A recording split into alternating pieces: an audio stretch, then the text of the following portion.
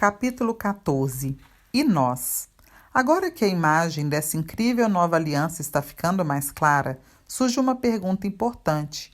Como tudo isso se aplica a nós e funciona no nosso dia a dia? Pelos próximos capítulos, não só responderei essa pergunta, mas farei isso da maneira mais prática possível, a fim de que você experimente e ande nessa maravilhosa verdade da nova aliança. Primeiro, vamos dar uma olhada em mais um aspecto importante. O anúncio de Jesus. Se realmente compreendêssemos o que aconteceu na última ceia e a importância desse sacramento maravilhoso, creio que o celebraríamos mais vezes. Em Mateus 26, lemos sobre os últimos momentos da vida de Jesus, quando ele estava junto com seus discípulos. Mateus 26, do 17 ao 19, diz: No primeiro dia da festa dos pães asmos, os discípulos aproximaram-se de Jesus e o consultaram. Onde desejas que preparemos a refeição da Páscoa? Ao que Jesus os orientou: Ide à cidade, procurai um certo homem e falai a ele. O mestre manda dizer-te: É chegada a minha hora. Desejo celebrar a Páscoa em tua casa, juntamente com meus discípulos. Os discípulos fizeram como Jesus lhes havia instruído e prepararam a Páscoa. Jesus estava celebrando a Páscoa, que era uma festa judaica em memória da liberação dos hebreus do Egito. Tenho certeza de que você conhece a história das 10 pragas que Deus enviou sobre os egípcios. Depois de Faraó obstinadamente se recusar a deixá-los ir, Deus lhe deu um ultimato e fez algo que foi uma sombra da nova aliança. Eles tinham que matar um cordeiro inocente, passar o sangue nos umbrais das portas e comer a carne.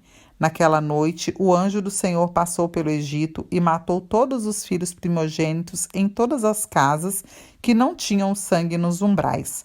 Que grande vitória para o povo de Israel, que finalmente teve permissão para sair da escravidão do Egito. Os judeus celebravam a Páscoa uma vez ao ano para se lembrarem daquela noite de libertação. Era uma prática comum que Jesus também tinha com seus discípulos. E era essa época do ano novamente quando os discípulos perguntaram a Jesus: Onde desejas que preparemos a refeição da Páscoa? No meio dessa cerimônia, enquanto eles comiam, celebrando uma vitória do passado, Jesus fez algo profético que os discípulos não entenderam naquele momento. Ele anunciou a gloriosa nova aliança que estava prestes a acontecer. Lemos essa história no Evangelho de Mateus. Mateus 26, do 26 ao 28 diz: Enquanto comiam, tomou Jesus um pão e, abençoando-o, o partiu e o deu aos seus discípulos, dizendo: Tomai, comei, isto é o meu corpo. A seguir, tomou um cálice e, tendo dado graças, o deu aos discípulos, dizendo: Bebei dele todos, porque isto é o meu sangue, o sangue da nova aliança, derramado em favor de muitos para a remissão de pecados. Esse anúncio foi tão novo e tão radical que eles não conseguiram entender. Depois de lhes dizer para comerem o pão que era o seu corpo, ele então pegou o cálice e disse a todos para beberem dele, pois era o sangue da nova aliança. O próprio Jesus foi castigado, ferido, dilacerado, e seu sangue foi derramado para que essa nova aliança entre ele e Deus pudesse ser ratificada.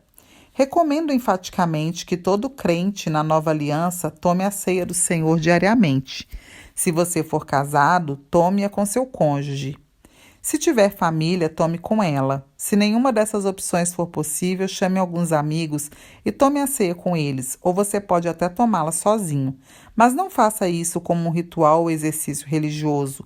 Faça com conhecimento pleno da incrível nova aliança que agora pertence a você. Quando viajo, geralmente carrego algumas bolachas e uma garrafinha com um pouco de vinho, e à noite, antes de me deitar, tomo a ceia do Senhor sozinho. Já tive experiências maravilhosas ao fazer isso. Amo levantar a taça de vinho para o céu e agradecer a Jesus pelo sangue da nova aliança. Lembre-se, na noite em que foi traído, Jesus disse que o vinho era o seu sangue, o sangue da nova aliança. Entrando nessa aliança, já mencionei que só podemos entrar na nova aliança pela fé. Mas como fazer isso na prática? A fé pode ser algo tão abstrato que muitos cristãos têm dificuldade de viver por ela. Contudo, no mundo cristão, ela é a única moeda aceita pelo céu. É somente pela fé que podemos experimentar tudo pelo que Cristo pagou na cruz. E já que temos um pai da fé com quem Deus fez uma aliança de sangue, pode ser uma boa ideia aprender com ele nossas lições de fé. Então, deixe Abraão lhe ensinar alguns princípios valiosos sobre uma vida de fé. É impossível herdar as bênçãos de Abraão com a fé de Tomé. Abraão estava disposto a crer sem ver, enquanto a atitude de Tomé foi de não crer até que visse. Isso está em João 20, do 24 e 25. Para aprendermos essas lições com Abraão, precisamos novamente ler com atenção a passagem em que Deus fez aliança com ele. Passados esses acontecimentos, o Senhor falou a Abrão por intermédio de uma visão. Não temas, Abrão, eu sou o teu escudo. E quando será a tua recompensa? E grande será a tua recompensa. Contudo, Abrão declarou: Ó Todo-Poderoso Senhor meu Deus, de que valerá uma grande recompensa se continuo sem filhos? Eliezer de Damasco é quem vai herdar tudo o que tenho. Tu não me concedeste descendência, e por esse motivo um dos meus servos, nascido na minha casa, será o meu herdeiro. Então, imediatamente lhe assegurou o Senhor: Não será Eliezer o teu herdeiro, mas sim filho gerado de ti mesmo será o teu legítimo herdeiro. Então o Senhor conduziu Abrão para fora da tenda e orientou-o: Olha para os céus e conta as estrelas, se é que o podes. E prometeu: Será assim a tua posteridade. Abrão creu no Senhor e isso lhe foi creditado como justiça. Declarou ainda mais o Senhor a Abrão: Eu sou o Senhor que te tirei de Ur dos Caldeus para dar-te por herança essa terra. Indagou-lhe Abrão: Ó soberano Senhor, como posso saber que tomarei posse dessa terra? Então ordenou-lhe o Senhor: Toma-me uma novilha, uma cabra e um cordeiro, cada qual de 3 anos de vida, e também uma rolinha e um pombinho. Gênesis 15, do 1 ao 9. O primeiro ponto que observamos nessa jornada de fé de Abraão é que foi o próprio Deus quem a iniciou. Leia atentamente o versículo 1 que diz: Passados esses acontecimentos, o Senhor falou a Abrão por intermédio de uma visão. Não temas, Abrão, eu sou o teu escudo e grande será a tua recompensa.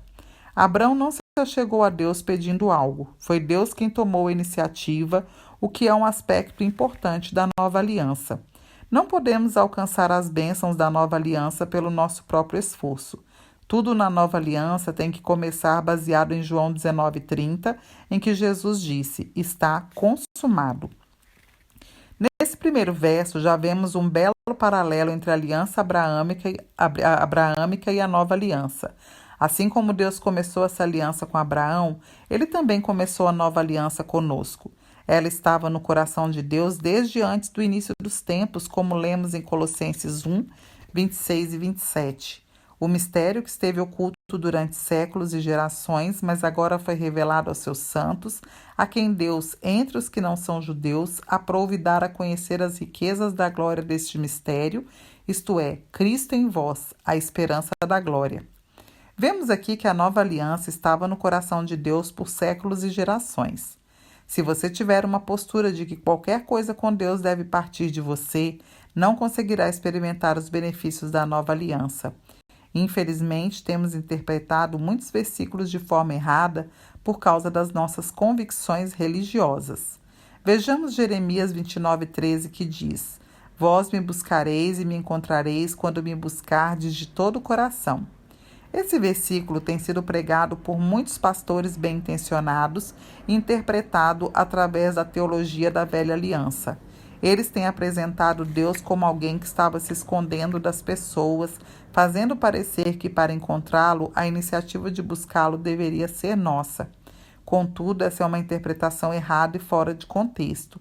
Dentro do próprio contexto, Deus nos diz que seus pensamentos a nosso respeito são de paz e não de mal, para nos dar esperança e um futuro.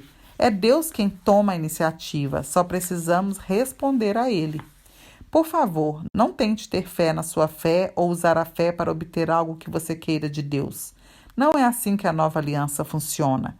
É muito melhor você gastar tempo buscando entender realmente o maravilhoso coração do nosso Deus amoroso, que tomou a iniciativa de fazer a nova aliança por puro amor a você, do mesmo modo que tomou a iniciativa de fazer aliança com Abraão. O próximo ponto que vemos na vida de fé do nosso pai Abraão é que depois de Deus ter iniciado essa maravilhosa jornada, Abraão expressou seus sentimentos de forma honesta, até mesmo questionando o que Deus acabara de lhe prometer. Depois de Deus ter lhe dito que ele mesmo seria seu escudo e grande recompensa, Abraão questionou, dizendo: De que valerá uma grande recompensa se continuo sem filhos? Há uma grande diferença entre um coração perverso de incredulidade, veja Hebreus 3,12, e a tentativa de entender o que Deus está falando e fazendo em nossa vida. Obviamente, Abraão não tinha um coração perverso de incredulidade, como vemos pelo contexto. Ele simplesmente não entendeu o que Deus estava fazendo em sua vida. Deus é amoroso e se relaciona conosco de coração para coração. Na história a seguir, entenderemos por que Deus não ficou bravo nem chateado com Abraão quando este o questionou. No primeiro capítulo do Evangelho de Lucas, vemos duas pessoas numa circunstância semelhante, tendo uma reação parecida. Contudo, uma foi repreendida enquanto a outra foi abençoada. Maria, mãe de Jesus, e Zacarias, pai de João Batista, foram visitados pelo mesmo anjo, Gabriel. Ele disse a ambos que teriam um filho e a reação dos dois foi de espanto. Aparentemente, os dois reagiram da mesma forma, porém o anjo repreendeu Zacarias e até o disciplinou, enquanto explicou tudo a Maria, gentil e pacientemente a abençoou. Preste atenção nestes versículos, Lucas 1,13.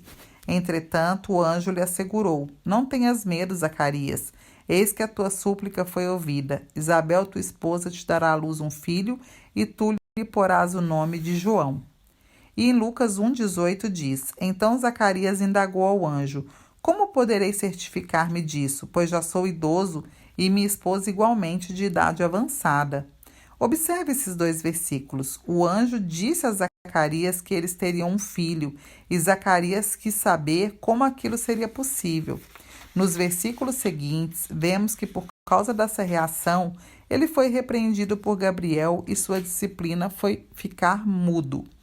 Lucas 1, 19 e 20 diz: Ao que o anjo lhe replicou: Sou Gabriel, aquele que está permanentemente na presença de Deus, e fui encarregado de vir para falar e transmitir-te essas boas notícias. Porém, eis que permanecerás em silêncio, pois não conseguirás falar até o dia em que venha a ocorrer tudo quanto te revelei, porquanto não acreditaste nas minhas palavras, as quais no seu devido tempo se cumprirão. Agora, vejamos como Maria reagiu ao anúncio do anjo e como Gabriel lhe respondeu. Sua resposta foi praticamente idêntica à de Zacarias, porém Gabriel não a repreendeu.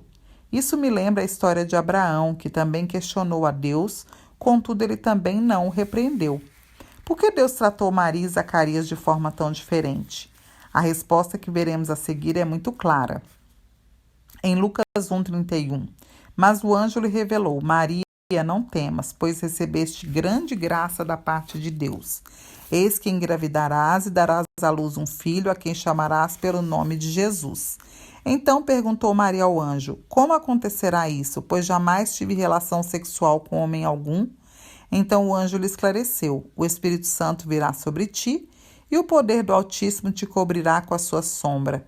E por esse motivo, o ser que nascerá de ti será chamado Santo, Filho de Deus. Lucas 1, 34 e 35. A diferença estava na atitude do coração dessas duas pessoas. Zacarias tinha um coração de incredulidade, enquanto Maria simplesmente queria entender o que Deus estava fazendo na sua vida. Quando Gabriel repreendeu Zacarias, ele o fez especificamente por causa da sua incredulidade, como vemos no versículo 20. Porém, eis que permanecerás em silêncio, pois não conseguirás falar até o dia em que venha a ocorrer tudo quanto te revelei, porquanto não acreditaste nas minhas palavras, as quais no seu devido tempo se cumprirão. Vemos que Maria teve uma atitude totalmente diferente. Seu questionamento a respeito da palavra de Gabriel não era por incredulidade, mas para compreender o que Deus queria dela. Lucas 1,38 diz: Diante disso, declarou Maria: Eis aqui a serva do Senhor, que se realize em mim tudo conforme a tua palavra. Na nossa caminhada de fé e na nova aliança, é muito importante estar atento à atitude do coração e rejeitar toda incredulidade. Deus não vê problema algum em você questioná-lo para tentar compreender os caminhos dele.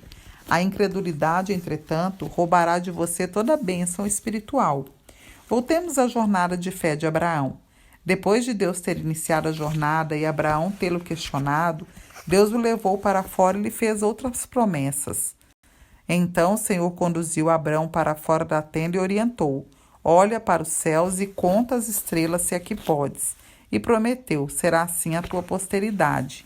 E Gênesis 15, 5 e 6 diz: Abraão creu no Senhor e isso lhe foi creditado como justiça. Aqui temos a primeira menção da palavra crer em toda a Bíblia. Portanto, é nesta passagem que aprendemos nossas lições para uma vida de fé, da qual tanto precisamos para experimentar a nova aliança. Permita-me mostrar na passagem acima 5 fatos importantes nesse acontecimento. 1. Deus tomou a iniciativa de tudo. 2. Abraão questionou a Deus não por ter um coração de incredulidade, mas simplesmente para tentar entender os caminhos de Deus. 3. Deus lhe deu uma promessa clara. 4. Abraão escolheu crer em Deus contra todas as circunstâncias naturais. 5. Deus fez uma aliança com ele indiretamente.